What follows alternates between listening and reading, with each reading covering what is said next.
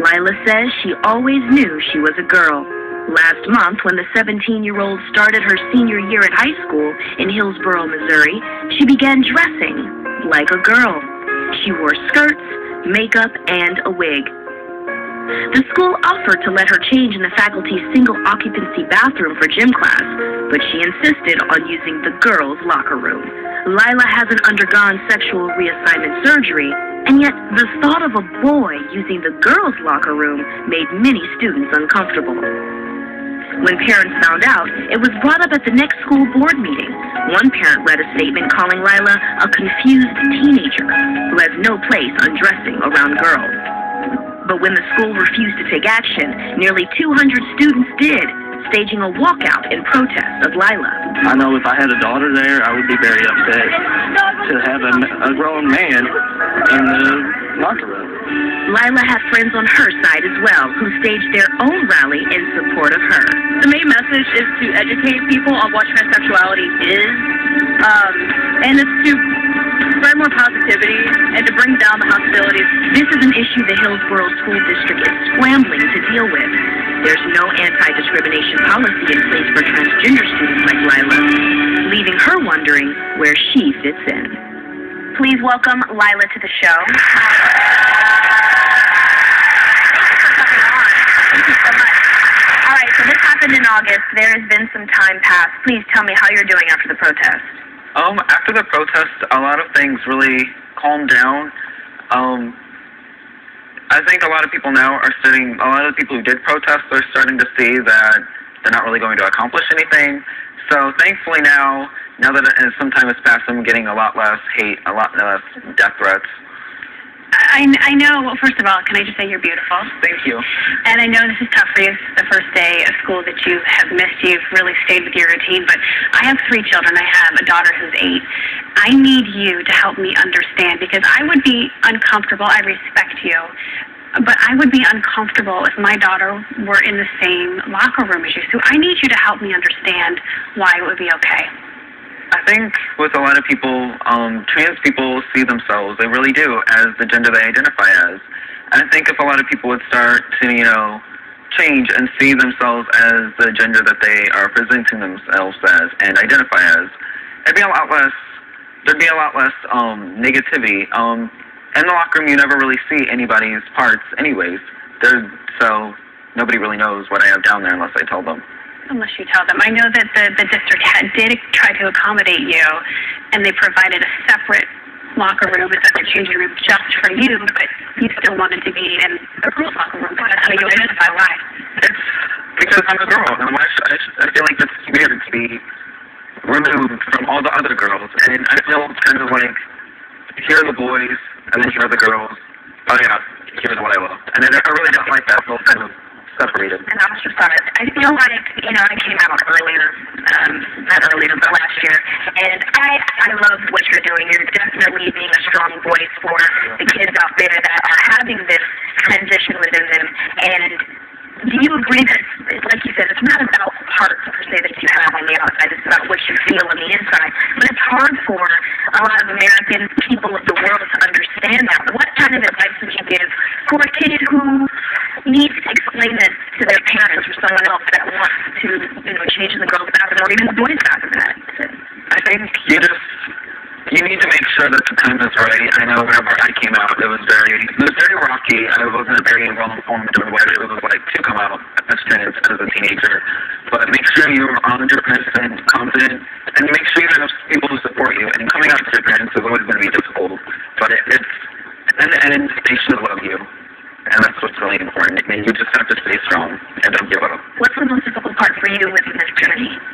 The most difficult part is kind of, I think, while I sat in the guidance office and I was looking out the window while the protest was happening, and I saw it all was unfolding. I was hearing it, and to see that many people just walk out of class from their education, that was the hardest part for me. We're talking, you received death threats. This is not that easy for you to go to school, yet today's the first day of school you missed.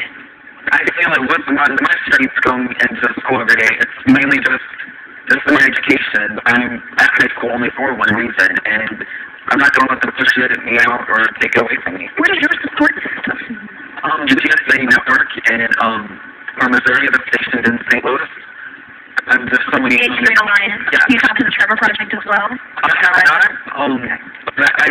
They're all really amazing people. I'm connected with a lot of transgender people in the area who are just like me. And there's some amazing friends back in high school.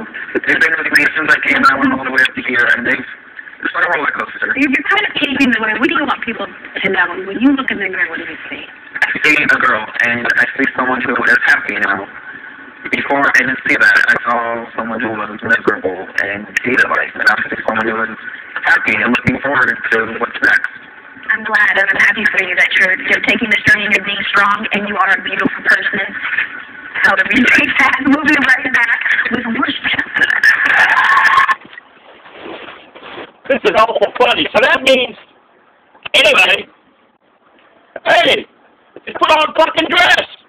Any guy can put on a dress and just go into the fucking women's room. Bathroom.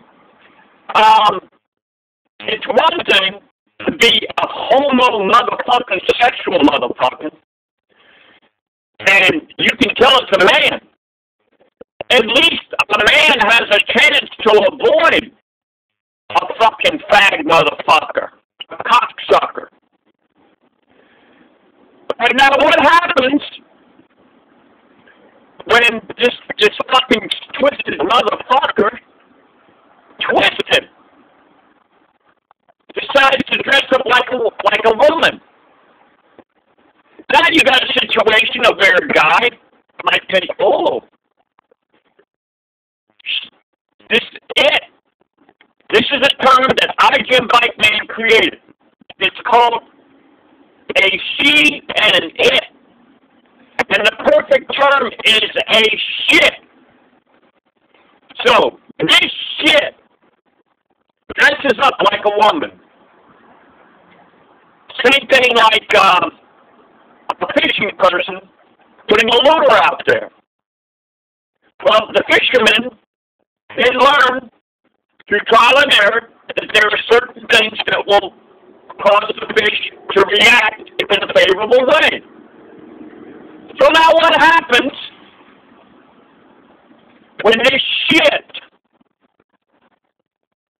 is hit on by a guy? Because this shit has done everything that they can to appear as a woman. The truth of the matter is, there are guys that are born muscular. And then there are guys that are born who don't have much muscles. And then there are guys who may be on the feminine side, just like there are chicks that might be born that are feminine looking, and then there are chicks that are born that look like men. But the truth of the matter is, we are not to decide this. Our Maker knows. The truth of the matter is, I don't know why our Maker made ugly people.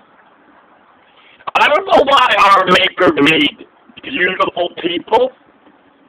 I can tell you in this life that when you're born good-looking, hey, this fucking life is a party. When you're born an ugly motherfucker, your life is, you are barely tolerated in society. It's what I call politely tolerated. And so what happens is, you don't get invited to parties unless you happen to be the one that's throwing the party, that's paying for the party. But the thing is this,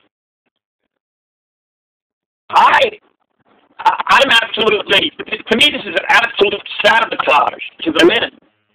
This is designed to destroy America. When the sabotager-in-chief said in 2015, and the Supreme Court said it was okay for a man to suck on another man and this man can marry another man, and then they can even adopt kids, gee whiz. If the kids are growing up seeing seeing daddy sucking on daddy, what else are they going to be other than a cocksucker? Or, back a long time ago, there was this book that was called Daddy's Roommates. Another one was called Heather Has Two Mommies. I, in the Betty County Library in Florida, I questioned him. I came up, I said, what the hell is this book doing in the children's section? Just like they used a term called sexual orientation. As far as I know, it goes back 15 years. I saw it in the cops manual in the year 2000. So the truth of the matter is, they have used seditious techniques to get homosexuality out now to where there's somebody named Kim Davis who refused to issue a marriage license to fucking homosexuals, cocksuckers. And the truth of the matter is, all she had to do was just get some rats, male rats and female rats, and then you get a cage where there's male and female together and see which one produces a baby. So the truth of the matter is, this is an actual sabotaging. It's almost like the idiots are now, the insane idiots are now running the insane asylum. And they're using these terms called tolerance, bigotry, you should accept, and different things like that. So what they're basically doing is they're making the healthy families, the healthy people, feel guilty for having a disgust that since man has been on this earth, he has had a disgust for things that were life-threatening. And the truth of the matter, homosexuality is a life-threatening practice. Not only that, they're the ones that get the fucking AIDS. There's even something that I saw was real clever. It said, GAY, got AIDS yet? I even saw a funny thing where it said, if fags kept their mouths shut and sat on their ass, they wouldn't get fucking AIDS. The truth of the matter is, I believe that there's an American enemy who has introduced homosexuality. And you'll notice that they use good-looking people. Why do they use good-looking people? It's because good-looking people are less likely to be questioned.